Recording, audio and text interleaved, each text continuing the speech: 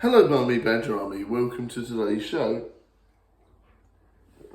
Hope you're well guys and having a good one, and welcome to Off the Bench. Hope you're all okay. Cue imaginary title music. Now I hope everyone's alright and welcome. So what have you guys been up to? Let me know in the comments. So I hope you're all okay and welcome to today's show. Now it seems like it's been a while since we've done one of these. I don't really understand how, but time seems to have eluded me with these, so I'm very sorry about that. Quick thank you to all the community for embracing the new schedule and embracing the new games on the show. Thank you very much. Everyone seems to be very positive about us doing all the different ones, and I know it's a bit jarring having a big mix-up, but this changes to stay until, of course, we complete these games. I promise you that. Fingers crossed, because it's nice to have a settled amount of games. It's nice to have a few different ones in the pipeline for the future. So I'm hoping that all works out. But yeah, we'll be drip feeding The Witcher in as well. On PlayStation now, I think that's available for just over a month. So we'll hopefully be able to do a couple of streams of that before it comes off. And then we'll rethink. But definitely Red Dead, definitely, you know, Arkham Knight and all the business. Yes, it's been fantastic. And of course, definitely God of War is one of my favourite games of all time now. I'm a bit stuck in one of the bits, but I've looked up a walkthrough, so yay! Anyway, right, we digress. Today, we're going to talk about Netflix and PlayStation having a potential partnership. Now, Netflix have recently introduced the idea of a cloud gaming service. So I'm guessing you would use your PlayStation controller with that, maybe? Who knows? Or maybe the Netflix onboard controller that you might have to purchase. I mean, these sorts of things are very much of a muchness, and they never really work out. So, you know, a big giant wants to have a go. We've had Google have a go. We've had all these different companies having a try at these sorts of cloud gaming services, and they sort of work for a little bit and then flop horrendously. You know, Netflix are going to have to be very brave to battle with the big three, Nintendo, Sony, and of course, you know, everyone's favourite, Xbox. But yeah, it's just one of these things, isn't it? It's like, what are we going to do with this? You know, is this going to be a thing? Are they hoping that everyone that plays video games has a Netflix account? Probably, maybe not. Are they hoping that everyone will at least give it a try? I do wonder if it's going to work out. But how much, this is the thing that I'm a bit concerned about, is how much will that boost up the amount that we're paying? You know, it's already not cheap. You know, with all these subscription services, they always try to bleed you dry anyway. So how much are they going to try and put up the price even more? I do worry about that, especially once you've got the controller and all the bells and whistles to actually make it work properly. How much will that be per month? I'm very curious. Are they going to do like a special deal or something? I do wonder. I mean, it does make sense apparently that PlayStation are going to be teaming up with them. So this is going to be interesting. Are they going to sort of shift over some sort of deal with the aspect of PlayStation Now? Because obviously that is the PlayStation's cloud-based service, isn't it? So will they be using those games? Will they be doing something along the lines of PlayStation Plus, where every time you have it, you get a free game every month? I don't know. It's going to be interesting, because can you imagine that you get all these big onboard servers of games, and then you can have, obviously, PS Now on there, or PlayStation Plus, where you get extra games? You know, if it works, I think it holds some legs, because to begin with, PlayStation were thinking of giving away free games, or sorry, so to say, free movies with PlayStation Plus. So perhaps they've done a U-turn on that idea and thought, well, if we can team up with Netflix, you know, maybe we can get some deals going on with our Sony films, like Spider-Man and all that sort of stuff going on, even though Marvel have got those. but that's just an example. Maybe they can work out some special deals with the movies on the back end of doing the deals with the games. It's going to be very interesting to see what happens. Obviously, everyone's trying to beat Disney. So, is Netflix trying to do a power play move, teaming up with Sony? It's going to be interesting to see what happens there, isn't it? Because there's always multi-layers on these things, isn't it? It's not going to be one deal and that's it. If they're sensible, Sony and Netflix could have a really big team up to try and defeat the evil Disneyland. So we'll see what happens there. But apparently that was data mined the other day. It's not set in stone, but it could be interesting to see if that happens, couldn't it? I probably wouldn't do it though, because obviously I've already got PlayStation now and PlayStation Plus. So for me, it would be a bit useless. But I think if you've just got Netflix and you want to sort of have a think about what you're doing with it, then maybe it's a good idea, because obviously they can just pull PlayStation Now over. So will it be an extra cost, or will it be something else? It'd be interesting. But for me, I probably wouldn't go for it because I've already got PlayStation Now. So it really would depend on what games were on there. Your thoughts in the comments, guys, definitely. Right, now, we got a bit of a Netflix special thing going on this week, because I'm going to talk about Fear Street trilogy. I don't know if you guys have seen the Fear Street trilogy yet, but it's really interesting. For a horror film series, I really enjoyed it, to be honest with you. The first one is set in 1994, then the second one is set in the 70s, and the third one is set in the 1600s. And contrary to popular belief online, you don't need to watch them in reverse order. It won't make any sense. Slow clap there for people that think everything is based on Marvel logic. No, you don't need to do that. If you watch the last one first, you'll see the end of the franchise and then work your way back to the beginning. Doesn't make any sense. That does not work. Please do not do that. But yeah, basically, it's a big mystery involving a witch and serial killers and all sorts of really spooky stuff. And they have to, of course, try to reunite with the witch with her hand to try and break the curse. This, what you might think, is a classic horror cliche, and you're right. There's more mysteries involved that are going to happen. That's just the tip of the iceberg. And I really love the fact that they've got these ideas in place with the 90s, with, of course, some spooky stuff where you've got a mixture of paranormal stuff going on and the horrible, scary killers. But yeah, there's a real few 90s cliches there, and I got some really interesting Scream vibes from that. So I really enjoyed that. And the music, I don't know if you've seen the first Fear Street, but the music is on point for the 90s era. It was really interesting, really intense, really well made, and of course you got the really cool effects. And so I really recommend it. It gave me lots of Scream vibes, and Scream is one of my favourite horror films of all time. So yes, I'm definitely looking forward to the fourth one, or the fifth one I should say, when it comes out. So yeah, that one's going to be fantastic. So anything that gives me a good old dose of nostalgia for Scream is onto a winner. Of course, the second one gave me, awesome heart palpitations towards my, favourite scary, unkillable guy, Jason. Don't know if you guys remember me streaming Friday the 13th, but it's one of my favourite horror films of all time.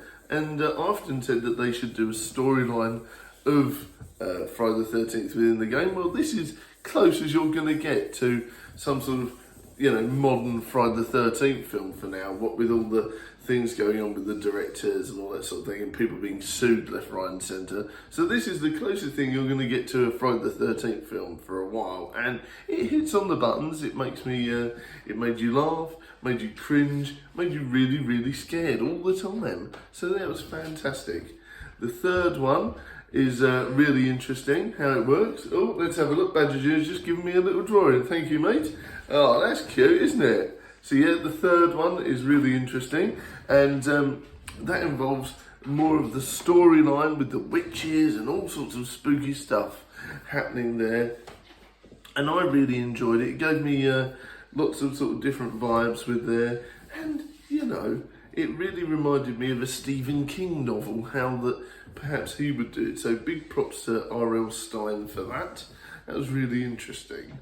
Yeah, next we're going to talk about Netflix cancellations. Because for some reason, Netflix have got this obsession that if a series doesn't do as well as it should do for the first season, even if it has a massive cliffhanger, they just cancel it. Let's forget about that, guys. We're going to keep it on the show. We're going to keep it on the database. We're going to promote it constantly, but it's not going to happen anymore, and we're cancelling it, and then we're just going to let everyone watch it, spend hours of their life watching this show. I'm looking at you, Jupiter's Legacy. We're going to let everyone watch this series for hours and hours and hours. You know, let's let everyone invest about 20 hours of their life in it and then go, no, you're never going to find out what happens at the end. And no, there's no more stuff for you. You're screwed. And you go, thank you, Netflix. That's very kind of you. So this is why I prefer Disney Plus with their plan of releasing it weekly, drip feeding it in. Everything has a nice packaged end, apart from Loki apparently. And, you know, that's it, isn't it? So perhaps they need to think a bit further afield. Like, what can they do in order for this not to happen anymore? Perhaps a lower budget? A lower budget for things that they're not sure about, which would be great. Come on, think about these things. And then, you know, maybe like a short mini movie to wrap things up at the end. So, not being funny, if there's a show that you've invested hours on and they just cancel it, it's ruddy annoying, isn't it, really? Go on. And that is really annoying, for me especially, because obviously time constraints and stuff like that. If you're investing all this time into it, why would you want to, like, cancel it? So I think they should do, I think they did it with Sense8, where they literally did a film to wrap it up. And I think they need to do that, you know, with Jupiter's Legacy. They need to do it with all the cancelled shows. There's something about it where they need to just add something extra on and go, sorry guys, it didn't quite fit the bill for us, but here's the extra bit to finish it all off.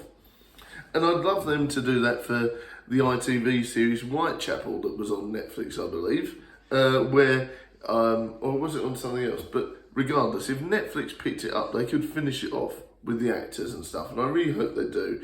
There's loads of things that have been cancelled midway through a big storyline that I think that could benefit from a movie or a special episode to just finish it off. And Netflix is notorious for not doing that. So they need to be able to do that. Recently, we're going to go on to a different topic. Recently, IGN have talked about the fact Captain Cringe, I don't know if you've seen him in there, and the number 7, also recently talked about the fact that Loki has now got Spiderverse connections. And you know, they're not reaching, they're right. Loki has now introduced the multiverse. It was there before, but obviously not canon, and now it's canon. And I love the fact that now they've been able to weave it in. DC all of a sudden just went, well, there's a multiverse, no reason behind it, but there just is one. And DC's reasons for multiverses are far better than Marvel's. It's just that they couldn't put it out there properly. They just went, yeah, there's a multiverse.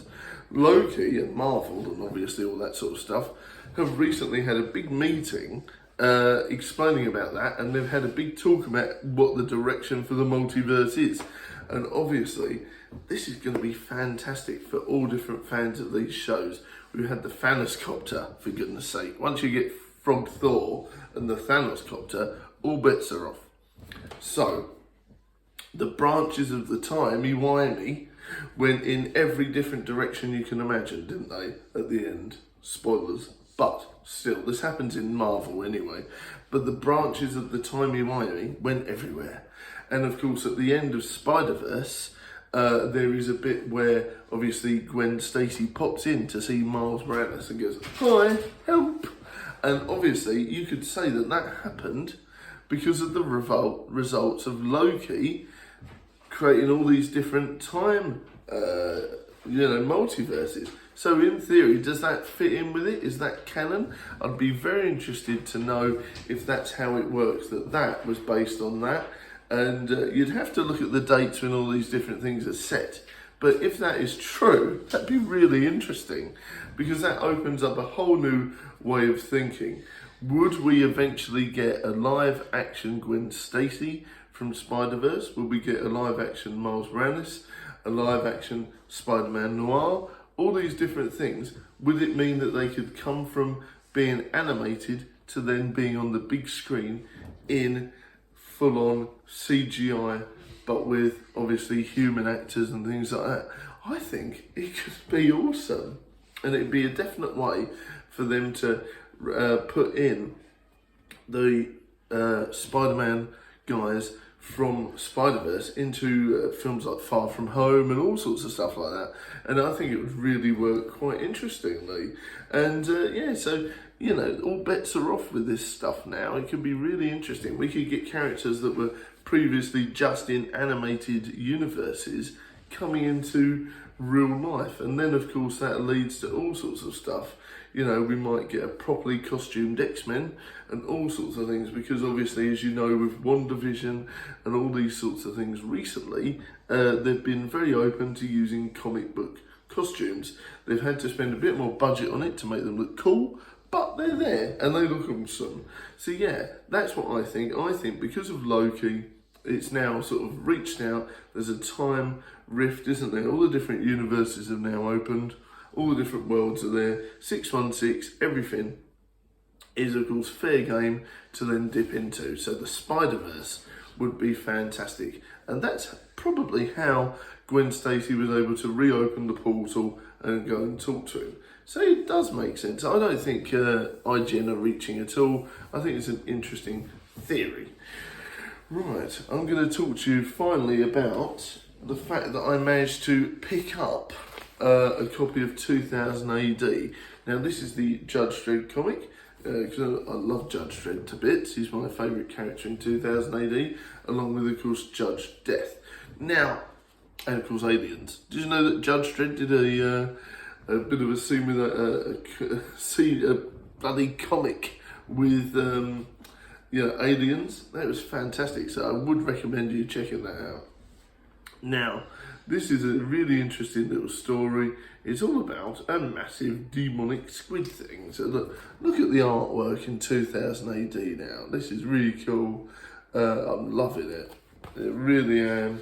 But yeah, this is the first time in about 20 years, at least, actually, I think about 30 years since I've read 2000 AD. And I wasn't disappointed. It was really cool.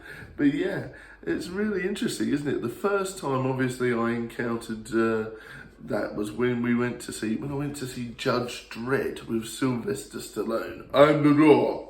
And when I went to see that, it got me into 2000 AD and all that sort of stuff. And I remember reading a comic book that was more geared for kids, believe it or not, that was involving a talking clock. So a talking bomb, I should say. So it was very unusual, the fact that they even geared it down for kids after a little while, but obviously they brought it back up to badass stuff now. But yeah, look at this. I have yet to see the modern Judge Dredd film, but I'm going to. Now, look at this artwork on Judge Dredd. I just think that's amazing. And the fact that you've got the big eagle, side arm there, I think that's fantastic. And you've got the lights there, bada, bada, bada. And I think the way that they've done the helmet is great. I really enjoyed that, I really love the way they've done that. And you've got the perps there as well. I think they're really cool. You've got a nasty shot there as well. That's great, isn't it? British comics don't hold back. And I think that's why I've decided to get back into them, I need something a bit more visceral and a bit more exciting, a bit more grounded. So I'm, getting back into those slowly but surely. Sometimes when you just have a little thought, you think, I really want to do that. I haven't done that for ages. And perhaps that's a hark back to my youth, but I'm going to try and get back into 2000 AD and a bit more British comics, keep things a bit more, home a bit more, you know, because obviously I've supported the American comics for years and years and years, and obviously now I'm getting back into the Beano, obviously, as you know, with the vlogs, so it's very interesting to try and get back into another British favourite as well. But yeah, I'm looking forward to exploring some other British comics I might have missed as well. I might try Viz, but I don't know if I've got the stomach for it, but we'll see. Have you guys read the Viz? I don't know, I've never actually read it, to be honest. I've only seen it in jokes, but yeah, look at that artwork, isn't that fantastic? It's really cool, isn't it? You can't beat it, you really can't. Look at that, it's just great. And this personal storyline was all about like a breach in the wall. So last night I actually drew like a scary squid as well, so this is quite amusing. But yeah, look at that. How cool is that? That artwork there is just fantastic, isn't it? Where they're running away from it. It's just mad. But yeah, look at that as well. Oh man, how they're getting it. And this one's all to do with like time travel and stuff, so I don't know if it came from the wall or time travel, I'm not sure. But yeah, look at that. And then they get this massive cannon and blow it to smithereens, you know. You wouldn't see that in Marvel, would you? You definitely would not see that in Marvel. I think that's something I've been missing, you know. Blood and gore. No, I mean exciting storylines. But yeah, it's nice to get back into comic books, and I feel that if I was to try and jump onto Marvel, it'd be really hard now.